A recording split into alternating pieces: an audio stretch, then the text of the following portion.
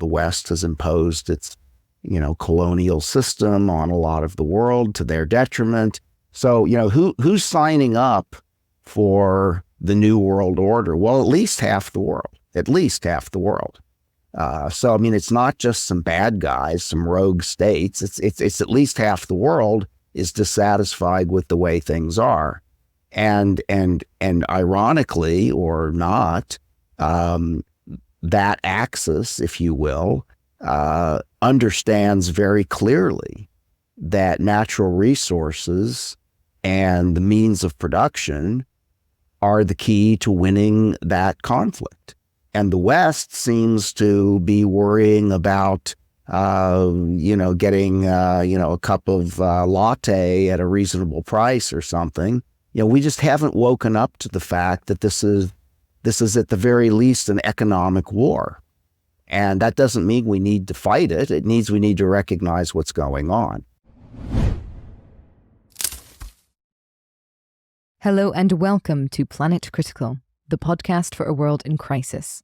My name is Rachel Donald. I'm a climate corruption journalist and your host. Every week I interview experts who are battling to save our planet.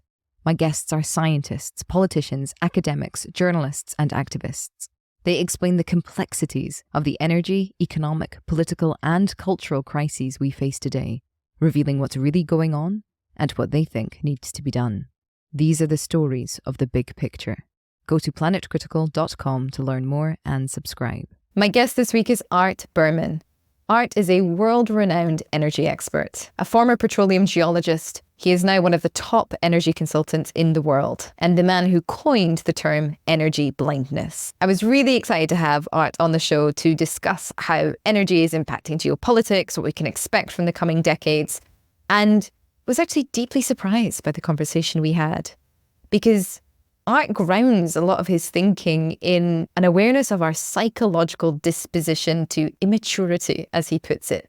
This is a conversation about human fallibility, human weakness. What happens when a civilization of Homo sapiens that is psychologically immature and has access to a huge energy surplus? This is a conversation that takes us from 3000 BCE to the discovery of what Art calls the most disruptive technology humans have ever had, right up to today, looking at the deepening relationship between China and Russia, the war in Ukraine, the Western obsession with dematerialization, and even takes us to the wisdoms that can be found in the holy texts, as this conversation about energy becomes a conversation on morality, on the knowledge of good and evil, and the reality that no matter what happens, civilization as we know it today cannot continue. I hope you all enjoy the episode. If you do, please share it far and wide. And if you're loving the show, become a patron on Patreon or support Planet Critical with a paid subscription at planetcritical.com. By signing up, you'll get the Planet Critical newsletter inspired by each episode delivered straight to your inbox every week. You'll also have access to the wonderful Planet Critical community who are full of inspiring thoughts, ideas, critiques, and determination. The links are in the description box below. I'm so grateful to everyone who chooses to support the project. I'm a vehement believer in ad-free and open access content, so Planet Critical wouldn't exist without the direct support of the amazing community. Thank you so much to all of you who believe in Planet Critical and keep the project going every week. Art, thank you so much for joining me on Planet Critical. It is such an honor to have you on the show. And thank you for inviting me. It's a pleasure to be here, Rachel. My first question for you is, why is the world in crisis? The world is in crisis primarily because we are psychologically adolescent or infantile. And I don't mean that in any sort of a derogatory way. It's just an observation and a fact. And so our civilization has given priority to things over relationships and over mindfulness, thoughtfulness, etc. And therefore, we act in ways that are often irresponsible when we look at them from a high altitude. When we zoom in and think about why have I made this decision today? It seems incredibly mature and responsible. But unfortunately, we're all acting out of our self-interest, which is understandable. But you add up 8 billion people's self-interests, and it often works against the self-interest of everyone, including the individual. So, to me, that is the fundamental problem, and that is also why I am skeptical about solutions that involve substituting one form of energy for another, or relying on some technology or some ideology or some clever new idea about how we can organize the economy. I'm certainly not against any of those ideas. I just feel like, as long as we're still dealing with self-interested individuals, I don't think any of that's going to work. God. Nor do I have a lot of optimism that what I just said will particularly get a great reception from most people. But that is, 45 years into a professional energy career, that's what I see. That's such an astounding answer, because I was expecting an energy answer, but of course that is when you pull back as far as possible, there is some kind of deep psychological, spiritual, social problem with regards to our relationship to the world, each other, nature, Absolutely. that is driving and perpetuating a fundamentally violent system that we cannot sustain. You've said it very clearly and very well. My first degree was in history, and as a now amateur historian, I guess, my sense of wonder with history then and now was and is how many incredible examples in history there are of how states and institutions and groups of people have done things that were incredibly contrary to their self-interest. And they knew it. I mean, we can go back to the Trojan horse, if you like. It's not as if everybody thought it was a great idea to bring the horse into Troy. We can look at, how the Catholic Church managed to lose all of Northern Europe.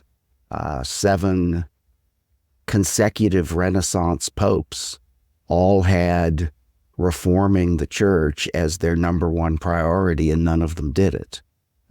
So it's not a matter of ignorance. It's a matter of, expediency and some form of human behavior. The Japanese, their cardinal principle was don't get involved in a war with the United States. And yet they took an action which got them involved in a war with the United States. And it's not as if it was an impetuous action.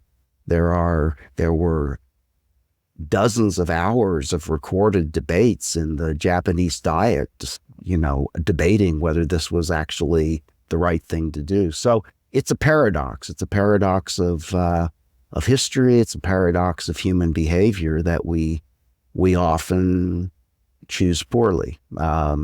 And I believe that what's happened to the world, the meta crisis, the poly crisis, whatever you want to call it, we're just reaching a kind of a crescendo where we're in a connected world. So many of these things which used to just cause catastrophes that were reasonably local are now affecting, not only the whole civilization, but everything that also lives on this planet with us, which is another aspect of your previously well-stated comment that our separation from nature is a driving force in how we've gotten into this mess. That if we had any sense of our connection to not just connection, but dependence on a healthy ecosystem for our very, not just survival, but prosperity. We wouldn't be doing the kinds of things that we're doing to our environment. I mean, it's akin to, an animal soiling its own bed. They don't do that. They get up and they go somewhere else.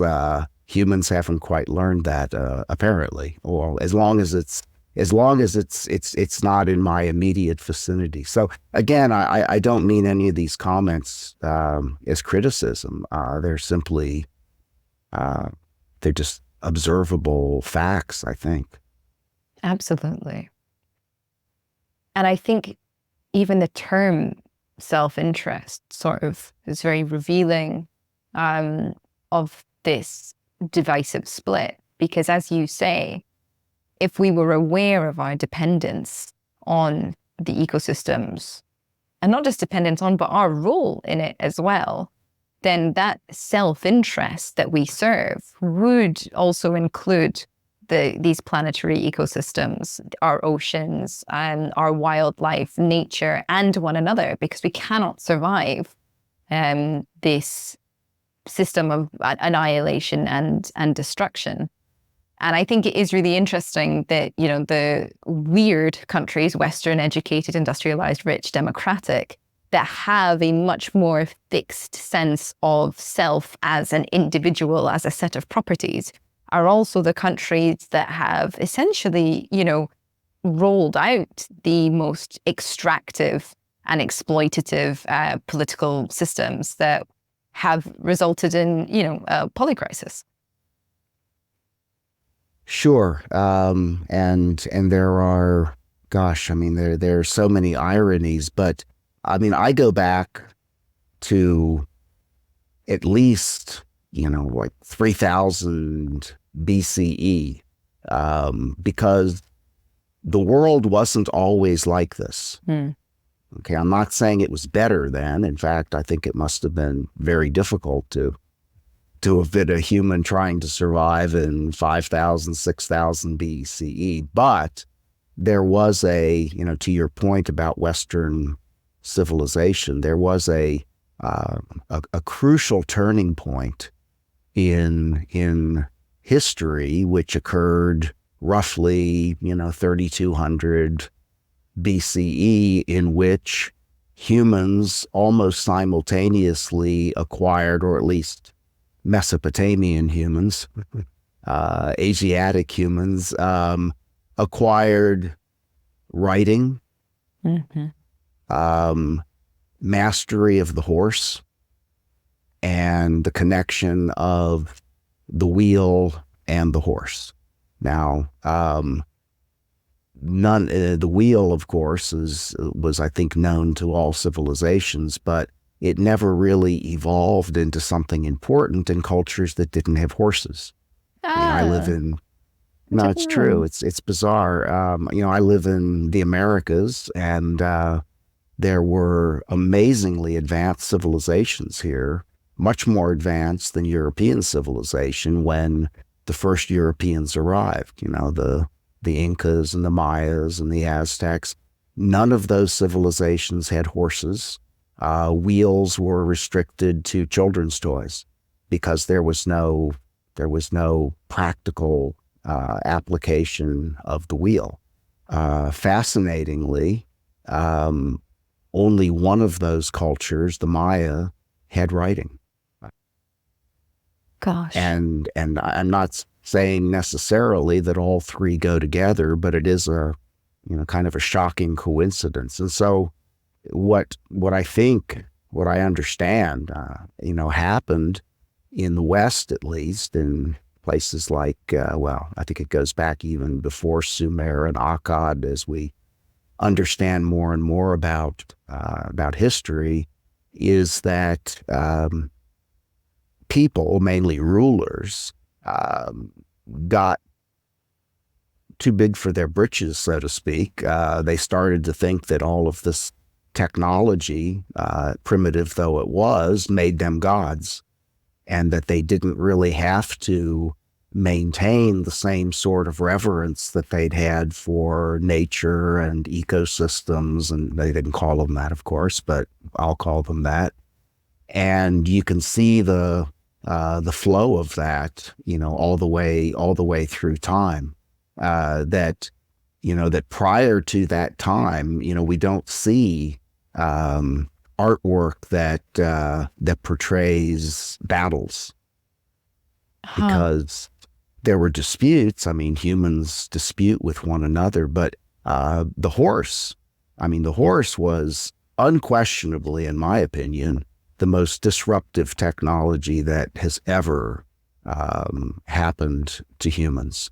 That suddenly with the horse, people would show up in your area with weapons and take everything you had. You didn't, and where they come from, maybe hundreds of miles, maybe thousands of miles,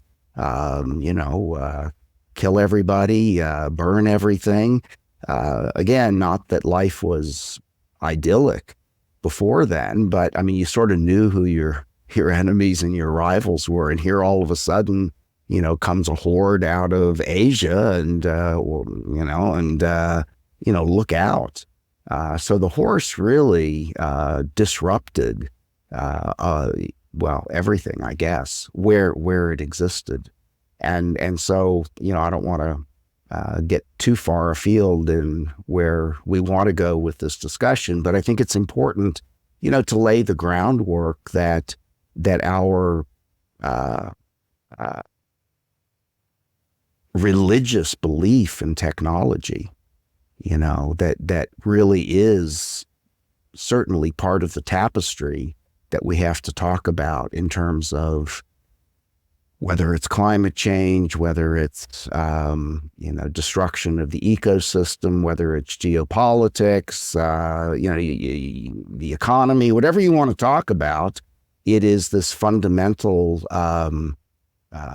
childlike belief that somehow technology is the answer. And we got that, because it was very effective. It worked great 5,000 years ago, but it also was the beginning of, a lot of human suffering and a lot of destruction in the world.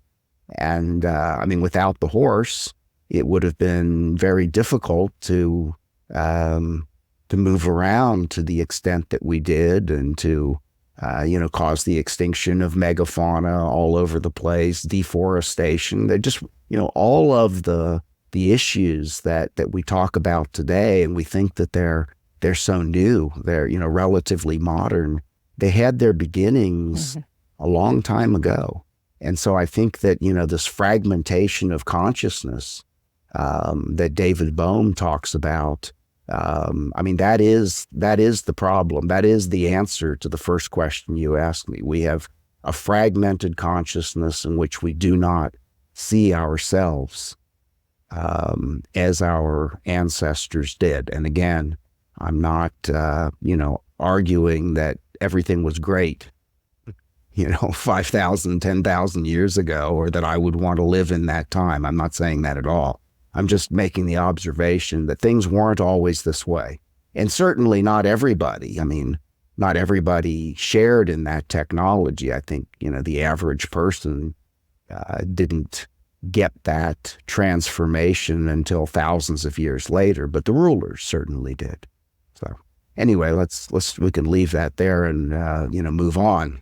Well, no, Maybe. I thank you for laying the groundwork, so to speak, because keeping in mind the big picture, that this is not a problem of this moment, but rather a crisis that has been building through the century, if not millennia, with regards to the fact that humans have failed in many cultures, not all cultures, but in many cultures, they have failed to grapple with their relationship to energy.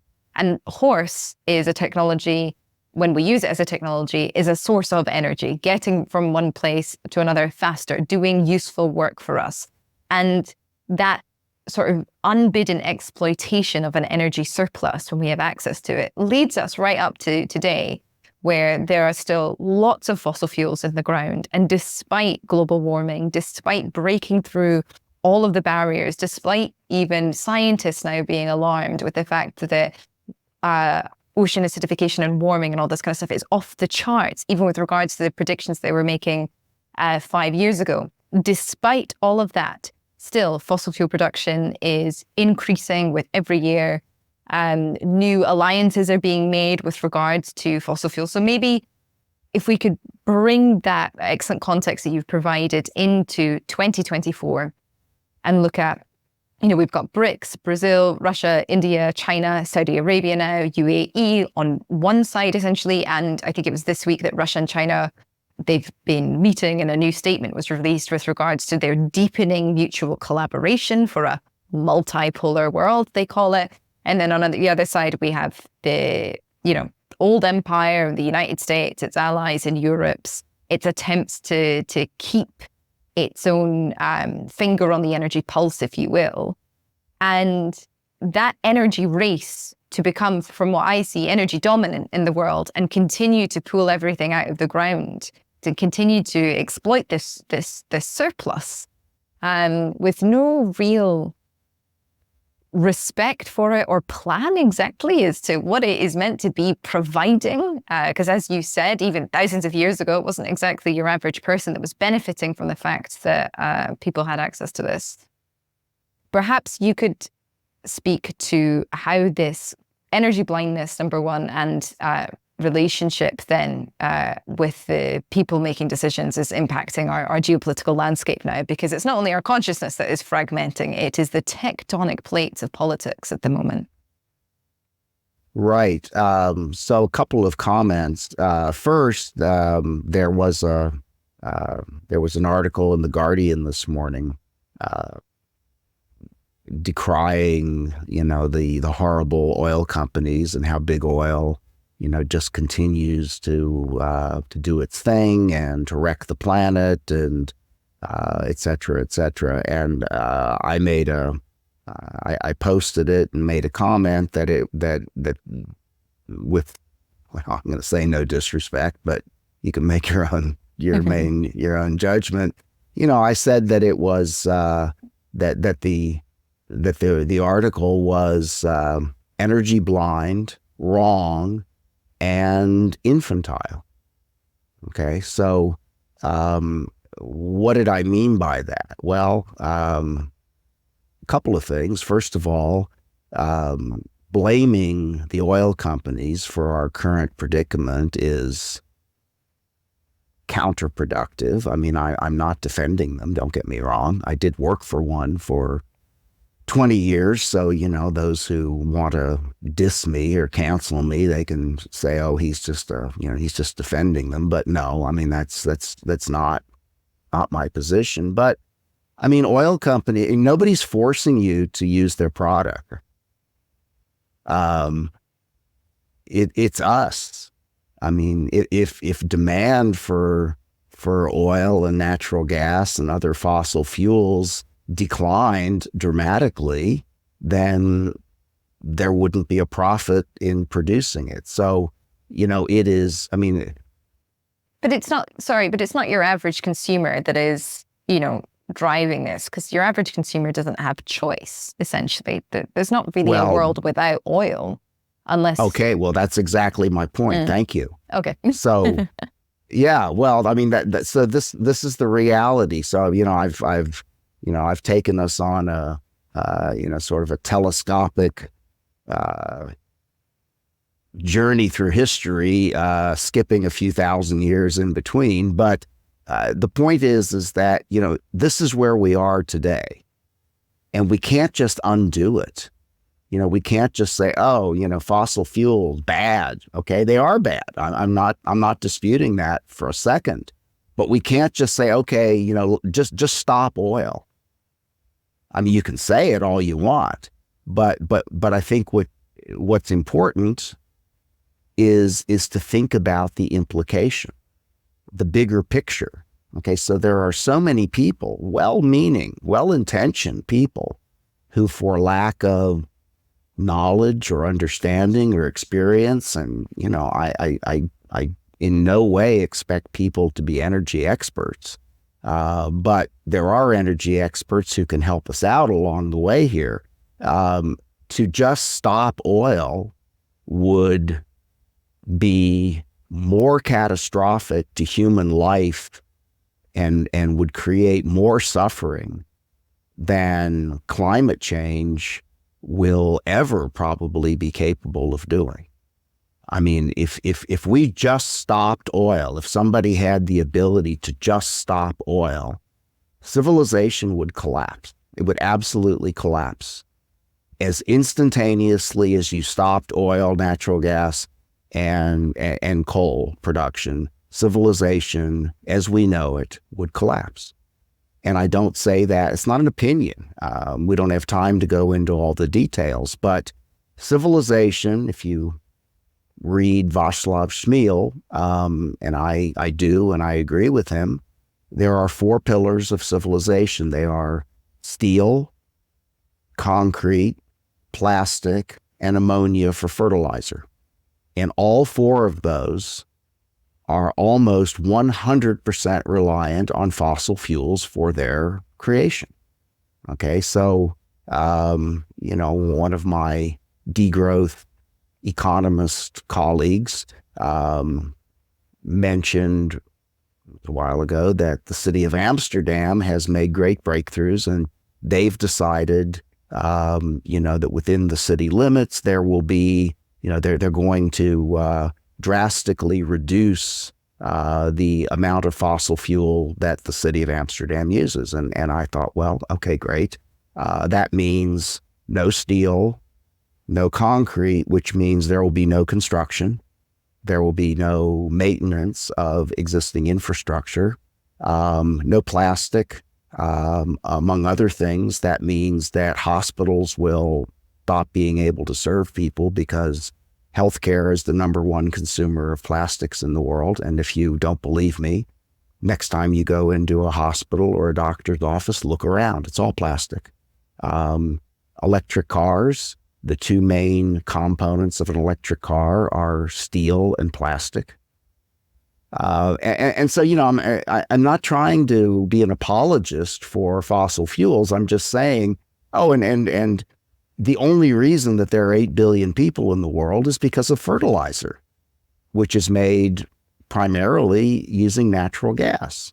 I mean, the population of the planet was 2 billion at the end of World War I, and the process, the Haber-Bosch process that allowed the liquefaction of air to create an abundant source of nitrogen for fertilizer was developed just before the war and only became commercial after the war. So, you add up, and in the city of Amsterdam, it's, they're just a microcosm. But the point is that we say all these glorious things about what we're going to do, and we don't think about the implications. So I'm not saying that the population of the earth will drop from 8 billion to 2 billion if we stop making fertilizer, but I promise you that billions of people will starve, and it'll happen very quickly. It's probably less catastrophic if the construction industry grinds to a halt because we can't use steel or concrete, or the hospital systems or the EV market can't produce plastic. But, we need to think about this, people. We need to get a grip. I mean, billions of people will die if civilization suddenly collapses because somebody decided that fossil fuels were so evil that we need to stop them right away. So we have a really thorny and complex problem here that, we're so far into this that we can't just undo it without causing even more suffering than we fear will result from climate change. And hey, I'm the last person in the world to minimize the threat and the risk of climate change, not only for humans, but for all the species on Earth. However, the climate change, as my colleague Bill Reese points out to me all the time, it's actually not the biggest problem that we face. It is It is what he calls overshoot. It is the destruction of the ecosystem, and climate change is actually one symptom or consequence of that. So, I mean, the problems that we face are overwhelming, and therefore, it is critical to understand that there are no easy solutions. There are no quick solutions. In fact, there may not be any solution, but let's not go there. But the idea that, all we need to do is X or Y or Z, I mean, throw that idea away. That is an absolutely reality blind idea. Okay, whatever it is, however good of an idea it seems to you, it's a terrible idea. Even before you even tell me not you personally, Rachel, before you even tell me what it is, I promise you it's a terrible idea, because everything is connected, and you pull out a piece. I like to use the Jenga tower as an analogy. My grandchildren forced me to play Jenga, which is, a tower of little blocks. And the game is that we take turns pulling out a block. And of course, everybody in the game knows that the tower is going to collapse, but whoever collapses at first loses. All right, that's what we're doing. That's what we're doing as a civilization. We're with our efforts toward climate change and energy transitions. We're pulling out blocks, and somehow we don't understand what my grandchildren do, which is the tower is going to collapse. I am going to defend this, okay? Because I want to challenge you to think of this message in the same way that you just described the Jenga tower. Right. That the message to just stop oil is not, I think, the number one solution that needs to happen tomorrow because of exactly what you've just described. But the message, a message that is so radical and so clear, is a very important part of the ecosystem of activism that is moving the needle of discussion, that is waking the public up to the fact that if we continue, we are going to see more and more and more of the destruction that we're seeing. And so that's what I think, that kind of like narrative within a strategy of stories that we are telling about this moment in history and the dangers that we face. It is so important, not as a solution to just stop oil, but as a call within a chorus of other calls that we are making. It is because they are out on the street with their orange banners that people within the halls of power are feeling more pressure to figure something out, essentially. So I do think that it is important, but I also understand that if we were to just stop oil tomorrow, there would be disastrous consequences around the world. And to be honest, I don't think, I'm sure some people do, but I think there's a lot of activists that are playing this very strategically, essentially, as professional campaigners, because something does need to be done. So what can we do? If we can't just turn the taps off tomorrow, what is it that we can do? Right. Well, of course, I said a few minutes ago that I think solutions are probably futile at this point, or it's a wrong way to think about things. However, and I appreciate your point, Rachel. And as a younger person, I was engaged in activism myself. Don't need to go into that. And I guess in some ways, I mean, I still consider myself an activist for the environment and nature and things like that. But I don't march in the streets. However, I think, first of all, it is, at this point, it is empirically naive to expect that our leaders are going to do something. Yeah. Our leaders are energy blind, and why shouldn't they be? No, That's not their business. Their business is to get reelected if they're in a democratic system, and their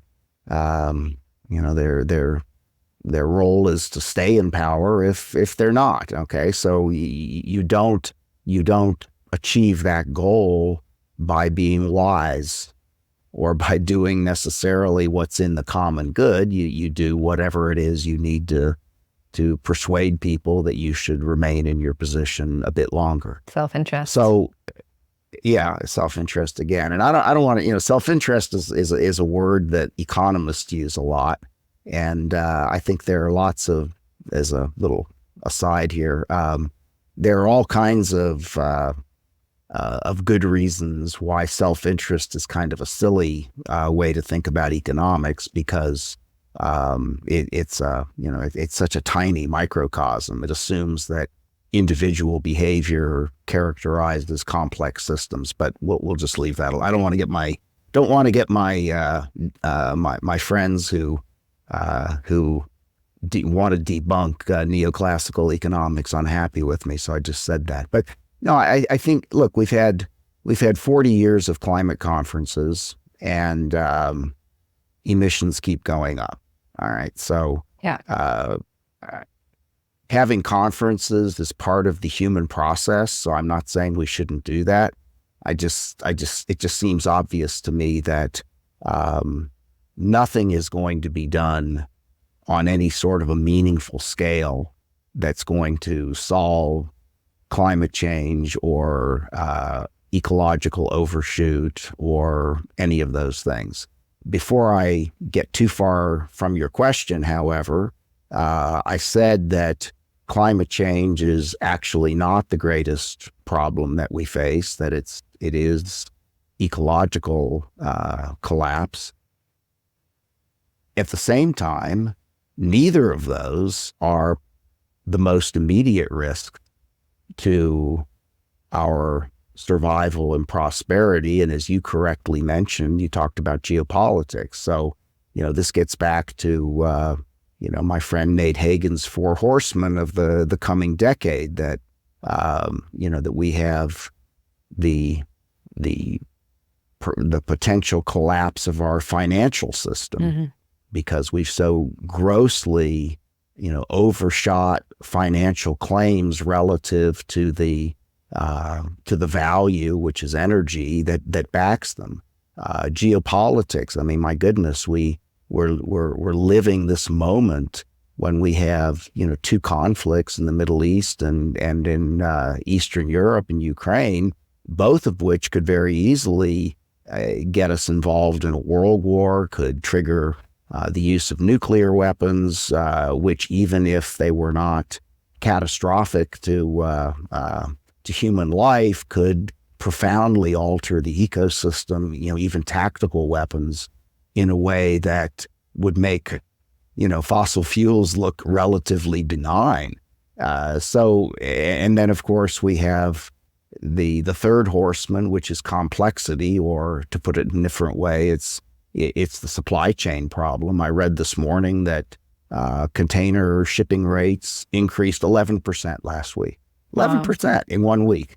Okay, well, what's that about? Well, that's about geopolitics. That's about Houthis that are effectively disrupting shipping through the Red Sea and the Suez Canal.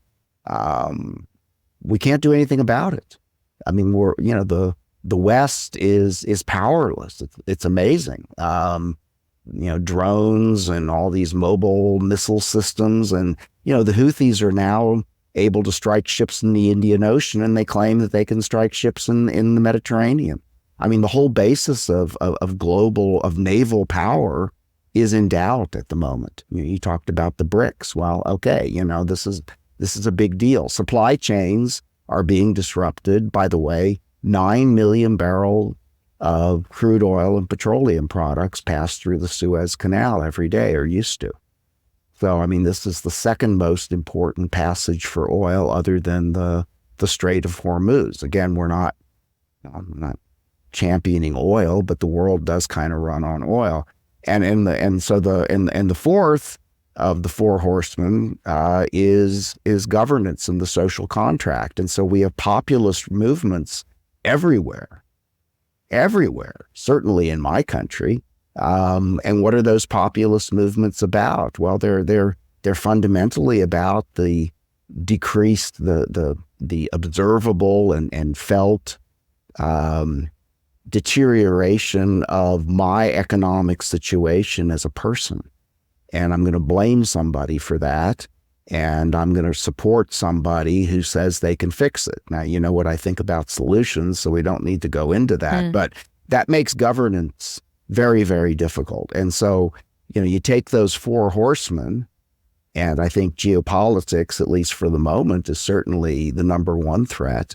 And I mean, those things, you've done podcasts, excellent podcasts on poverty. Well, what is the number one cause of extreme poverty? It's war. We got poverty. Poverty is a big problem in the world, but there's probably no place in the world that is experiencing poverty right now as much as in Gaza. Yeah. And what's that the result of? It's the result of geopolitics and war. And I don't want to get into the right and wrong of it, but these are facts. And so we have this, I've spoken about the four pillars of civilization and the four horsemen of the apocalypse, the coming decade. And so now we have at least 8 very complexly interacting factors, all of which can completely screw up everything that we're doing. And yet we have people that say, well, but Art, what's the solution? Oh my gosh. Yeah. Understand, let's try a different question. What's the problem? And I think that was your first question, Rachel, wasn't it? It was a very good first question. We need to understand the problem before we start thrashing around with solutions. Now, it's very human to want to solve a problem. I get it. I do the same thing. I don't know if I answered your question. You did. It was a pretty foolish question on my part. So I'm very grateful to how you attacked it.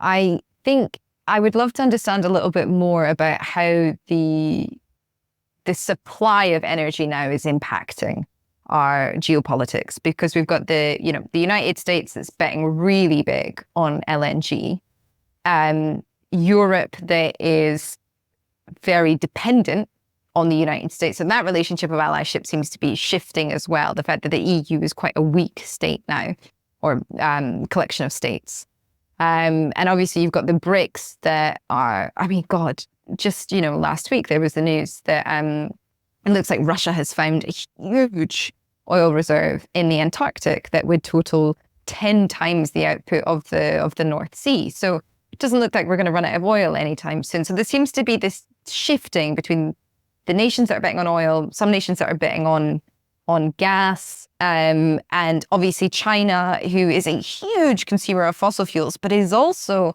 way out ahead with regards to controlling the supply chains that manage, our minerals and rare metal supplies to create a renewable economy. But the United States is slapping tariffs on China. I mean, it seems it's really confusing. It's a disaster. Yeah. It's complexity on steroids, and that's exactly my point. So just to give you a slight calibration point, the Russian Antarctic discovery is nonsense. It's geologically preposterous. Okay, so what does that mean? There's no discovery. All right, if you read the article, they say that a research vessel has identified some massive deposit of oil and gas in the Antarctic. Okay, now research vessels have never discovered a drop of oil.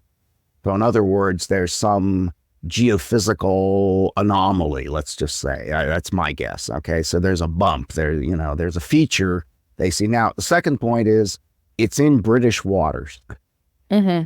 So the Russians don't even control it. So it's a pure propaganda piece. Okay, and the news is full of this kind of stuff, and it's not just about oil. Okay, so we're on the verge of unlocking fusion energy. Nonsense. We're not anywhere close.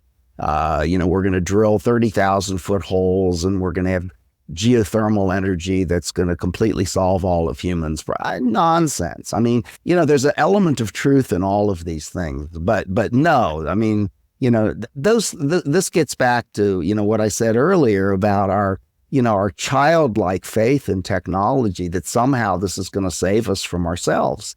No, none of this is going to save us from ourselves. We have to save us from ourselves. But to your point, the BRICS and China and Russia and all this kinds. I mean, anyone who doesn't understand that the conflict in Ukraine is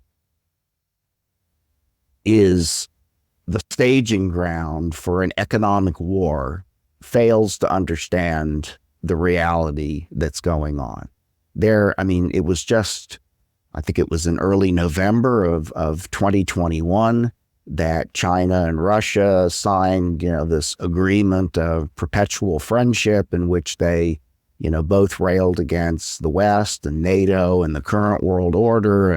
And I mean, Google it. It's a frightening document. So, I mean, there it is. There's the manifesto.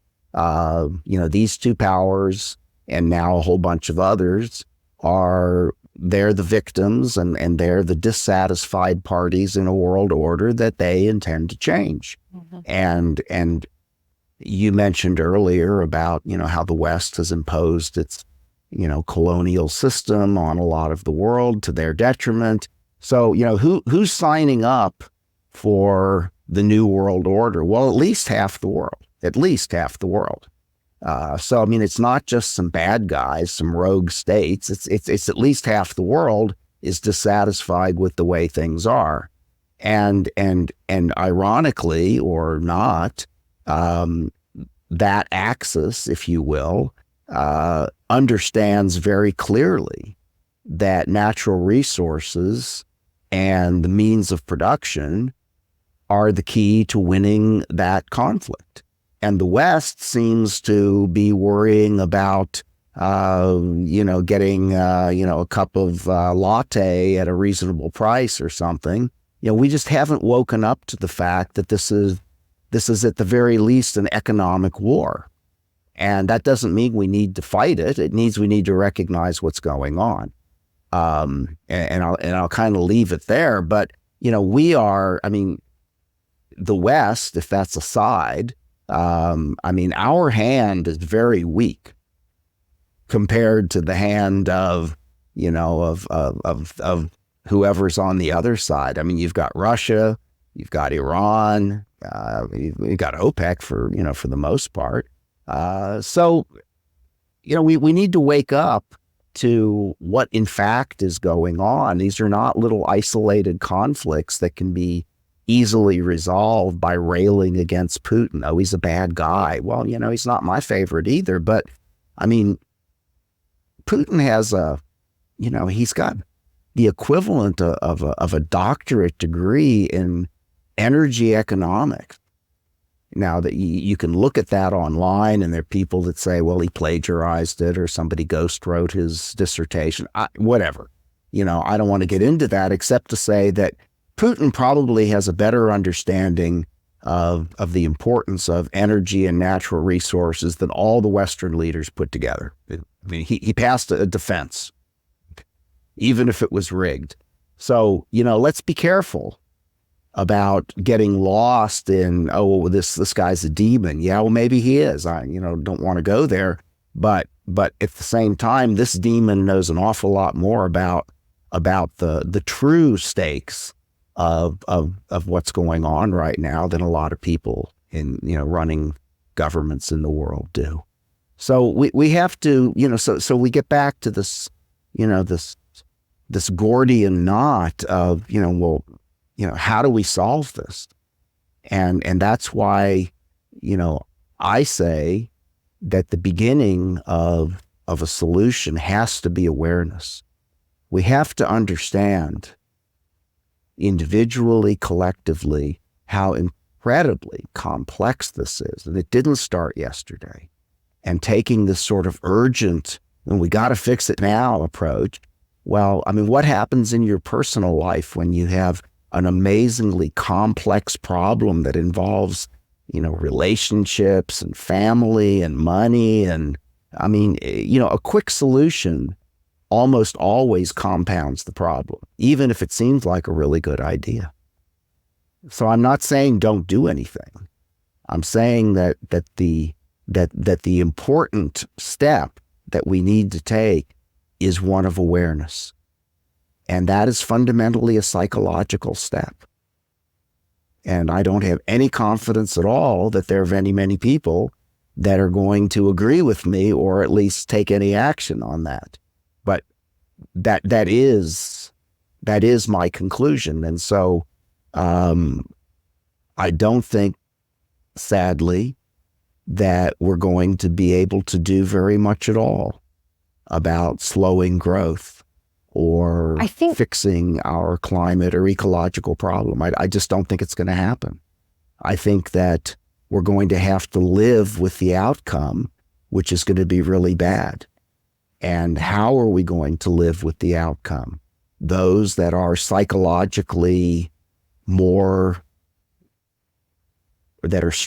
psychologically, that have made this psychological transition, not just energy transition, to learning to accept things the way that they are, not being happy about it, but accepting things the way they are and finding ways to find satisfaction and meaning in life as it is. And if we don't do the preparation work individually, we're just all going to be incredibly pissed off and fighting with each other. And that'll just make things worse. That's a radical message. No. I'd love to be able to say something different. I don't think it is too radical a message. Although I do think that I just want to sort of bring in the lens of the fact that these geopolitical tensions between these massive superpowers, for civilians like us living in sort of the global north, we still have the privilege of seeing it still as quite like an intellectual problem. Whereas for a lot of people, these issues are existential risks now. But this thing that you said about Putin, I just want to go back to it, because to me, this also reveals part of this tension that you're talking about with regards to the psychological transition that needs to happen. Because if Putin is the most resource aware, or one of the most resource aware leaders that we have, and I mean, Ukraine has got loads of arable land. It's a huge source of the number one source of wheat in Europe. I mean, what as well he's done deploying the Wagner group to help out the UAE as well in Yemen and in Darfur that has got lots of arable land and water, and sort of how they're destabilizing Europe's grip on the continent of Africa. To me, it all looks like resource grabbing or preparing the ground for resource grabbing. What's so interesting about that is, like, for the West to come up to speed almost with the reality, is the West would have to admit that its recent program of international development, of international relations, rolling out democracy, ensuring human rights, all of that, it would have to admit that that was only ever really a cover for the desire to also shore up resource supplies, because that's essentially how economies are run, on access to these big surpluses. And that seems to be a psychological transition that might be totally impossible for our leaders. So like the fossil fuel bosses, they're not evil people. They're just perpetuating the position that they were put into to have. And it would also, it would completely blow open our understanding of recent history. This resource lens is so fascinating to me for that. So it really does look like, as long as Russia and China are fighting brutally, but a war that is very much based in reality, and the West is trying to fight a war whilst also denying that war is happening and hiding behind some kind of like ideological lens, which I think is exactly what we're seeing sort of play out in Israel and Gaza right now. It's this really dangerous conflict of subjectivities, essentially, rubbing up against one another. And the resulting catastrophe is claiming so many lives, and it's only going to continue claiming lives. And until the West admits its own sort of resource dependence, which would totally undermine what it considers to be like cloud capitalism and dematerializing the economy and all this kind of crap. I can't see agree. Go on, please. Yeah. So, I mean, I wrote a post not very long ago in which I tried to explain that, to your point about liquefied natural gas, that, the United States is actually a, very much of a second-rate natural gas reserve holder. Now, don't tell that to any of my neighbors, because they think that, we're the king of natural gas. And it's true, the United States produces more natural gas than any other country in the world. But if you actually look at reserves, we're kind of a long fifth or sixth. That Iran and Russia by far have the most natural gas reserves. Qatar and Turkmenistan are close behind them. And so, these are the sorts of reality checks that I think are largely missing in the present conversation about energy. The other thing that's to your comment about the West admitting this, that, and the other, it gets back to acknowledging reality. Yeah. Okay, and it's not as if Russia or China is or the UAE or any of these other countries have a particularly stellar record on being nice to other people and their own people and countries. I mean, we're all human, and we're all equally guilty of certain things that are not nice. And so to paint the world in these black and white kind of stripes is just another basically psychologically immature way of thinking about things. And so, for instance, with Ukraine, I will acknowledge, my bias. I think it'd be great if somehow Ukraine could win. That would be great. But the reality is, Ukraine is one of the most corrupt countries on earth. I mean, it's hardly a paragon of democracy and human rights, and it's not a great place. I hate to say it, but the point I'm trying to get to is that the West, or Western people, you and I, need to be open to hearing the Russian side of this story. Okay, we don't have to agree with it. In fact, we can be 100% sure it's wrong, but we have to listen. They have a side. Okay, it's not pure evil on their side. It's not one guy in the Kremlin that's driving this. Most Russians agree with this guy. Russians have a grievance. Okay, it's part of their national character, for better or worse. I'm a third generation American. My family comes from various places that used to be in the Soviet Union, including Ukraine, including Belarus and all sorts of places. Okay. So, but the Russians have a side of the story that we don't want to hear or are convinced is wrong. And we're never going to get to a better place in resolving geopolitics if we're unwilling to consider the other side. Israel and Gaza, they both have a story that everyone, or most everyone on their sides, thinks is the right story. And I look at that and say, well, you can't both be right.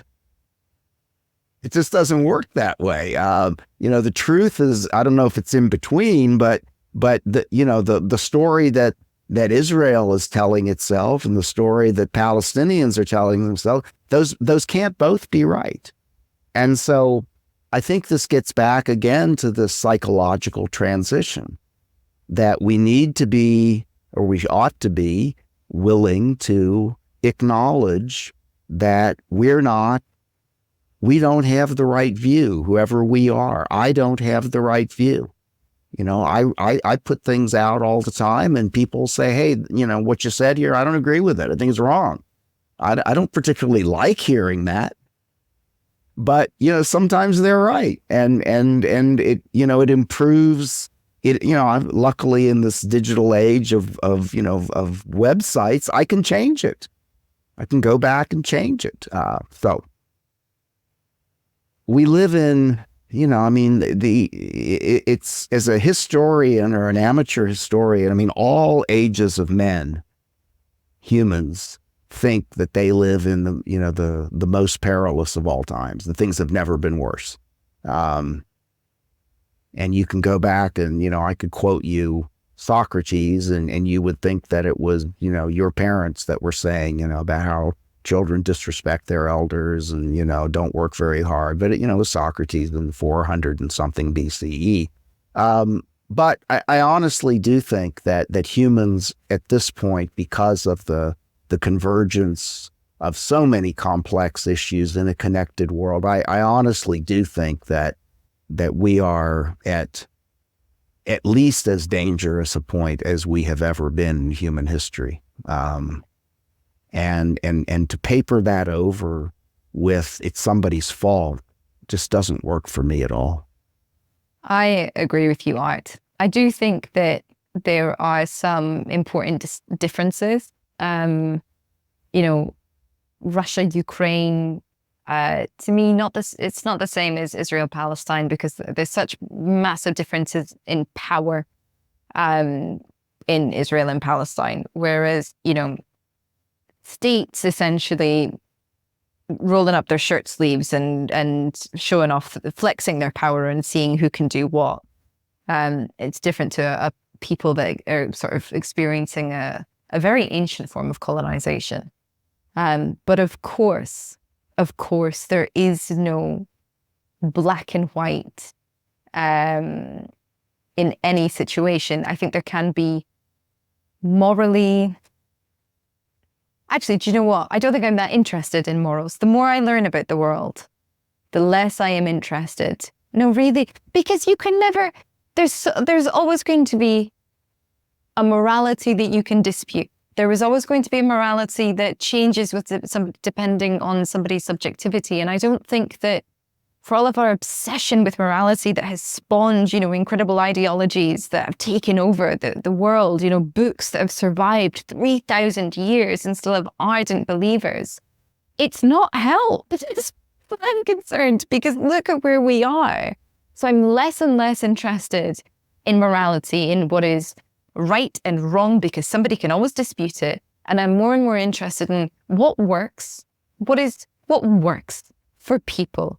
What is the infrastructure, whether that be political infrastructure, social infrastructure, technological infrastructure?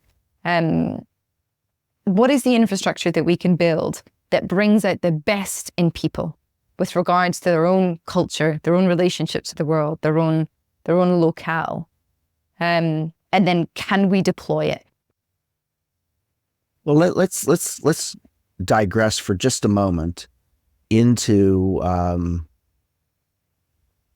Western religion, and let's go back to Genesis and talk about what was the original sin. Story. The original sin was, well, part of it, but what Adam and Eve did that Yahweh told them not to do was to eat the fruit of the tree of knowledge of good and evil. Okay, they didn't have, in paradise, there was no sense of right and wrong. And by eating the fruit of knowledge of good and evil, they developed a sense of right and wrong. And it's that black and white view of the world that exiled them from Eden and cause them to be a stranger in a strange land, which is another way of saying fragmented consciousness. Oh, and to suffer, to live a life, to have to suffer. And, women are going to have to, bear the, the agony of childbirth and all of this kind of stuff. And so, I'm not promoting Western religion here. I'm just pointing out that there is wisdom contained somewhere within all of that. And so it is precisely the sort of left hemisphere view of reality, which is, this is right and this is wrong, that is wrapped up somehow in how we get to this messiness. And returning for a moment to, to energy, the idea, that some forms of energy are better than others, is precisely an example of that exact same problem. Okay, so we're going to substitute, so renewables are better than oil, or, nuclear is better than coal, or whatever, and I'm not going to dispute the fact that from an emissions perspective, yes, some forms are less evil, I guess you could say, from an emissions standpoint than others, but that ignores the problem. The problem is too much energy consumption of all kinds. Yeah. And trying to solve the problem by this narrow focus on emissions, we ignore the fact that the growth of the human enterprise is the problem for the ecosystem and climate change. If we were 2 billion people as we were in 1918, we wouldn't have a climate change problem. Yeah. We'd still be using oil and natural gas and coal like drunken sailors, but with only 2 billion people consuming them, it wouldn't be certainly wouldn't be an existential problem. Okay. So at the root of things, this idea of energy substitution as a solution is hugely flawed, because you look at the people that are on the renewable side, and by the way, I'm all in favor of renewable energy. So don't get me wrong here when I say that civilization will collapse without oil. It will. It's just a fact. Okay, so. But that doesn't change the fact that I would love to see civilization run solely on renewable energy. But as my friend Nate Hagens and his colleague DJ White like to say, renewable energy can run civilization, just not this one. This one, absolutely, there's just no way. Yeah. There's no way in the world that we can support anything like the civilization that allows us to talk to each other across the Atlantic Ocean by electrons. We can't do that without, we just need to throw that idea away. So energy substitution, in my view, is a doomsday stratagem to perpetuate the status quo. Yeah. It keeps the party going a little bit longer. And that doesn't mean that we should, just stop renewables. I'm not suggesting that at all. I'm saying we need to be aware that energy consumption, which is what drives the growth of the human enterprise, that is the problem. Yeah. And so if you want a simple solution, everybody wants a solution, it's consume less energy. That's the solution. Yeah. All energy. Stop trying to move deck chairs around on the Titanic, so to speak, between renewables and coal and, just stop. The ship is sinking, guys. Do we have enough lifeboats for everybody? That's what we need to be talking about. Or is there a way to repair the ship? Let's stop arguing about who's got the right deck chair. And I this is where I think energy blindness is just so, it's such a thorn in my side, because I see all this because I've spent 4.5 decades as an energy professional. I don't expect everybody to see this. How can I? And yet, when I say things like this, people want to fight me on it. Well, and I don't want to pull rank on them. I don't want to say, well, what's your credentials? What do you know? But that's kind of what I feel. It's like, well, when rich Hollywood stars want to, come and tell the energy industry what it's doing wrong, it's like, well, how would you like it if I came and told you, the lighting was wrong in this scene, or, you should have been using a different camera lens, or, I don't know anything about making a film. Like, but anyway, we'll just leave that there. We have a lot of people who think that they're experts on things like energy because they've read a bit and listened to a few podcasts, and great. I think that's wonderful, but that it is it's presumptuous. Listen to people who actually have the depth of background that perhaps you, not personally, but the people that are listening here, that you don't. Don't assume that you know the answer because you've discovered a factoid, which very likely is true. But as I said, there's truth in all misconceptions, or else they wouldn't survive. Well, what has to happen is we have to appreciate the magnitude, the overwhelming magnitude of what we're up against here, and stop being in such a rush to fix it. Yeah. Because the more we try to fix it, until we understand the right problem, we're just going to make it worse. Agreed. There's a beautiful quote that Bayo Kamalafi says, which is, the times are urgent. We need to slow down. And I am there always, you go. Yeah. And I'm always really amazed by the wisdom of the Planet Critical listeners as well, who are very active in sharing and commenting and, being a part of this community, and their willingness to explore all of these uncomfortable nuances like we have today. So thanks to them, and thank you to you too, Art, for your time today. My final question for you is, who would you like to platform? Perhaps you've had him, but I just think that Ian McGilchrist has got so much wisdom for everyone. He that guy is just absolutely astonishing. Yeah. For those who don't know, he's a psychologist, psychiatrist. He's a neuroscientist. He's a fellow at, I can't remember if it's Oxford or Cambridge. He's a philosopher. The guy is, he has made a tremendous shift in my consciousness. So that may be a surprising suggestion from a guy who's into energy, but of living people, he's right up there. I love it. Thank you. I love Ian's work. He is absolutely astonishing, and I've been trying to get him on the show for a while. So I will try again. Okay, well. All right. Thank you so much. Not that he'll pay any attention to my opinion, but yeah, he would be great, Rachel. Thank you so much for your time, Art. I've enjoyed it, Rachel. Thanks for having me. If you want to learn more, I've put links to everything in the description box below.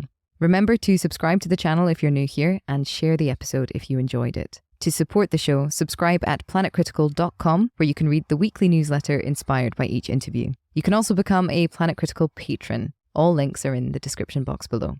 As always, my deepest thanks to that community. Planet Critical wouldn't exist without your support.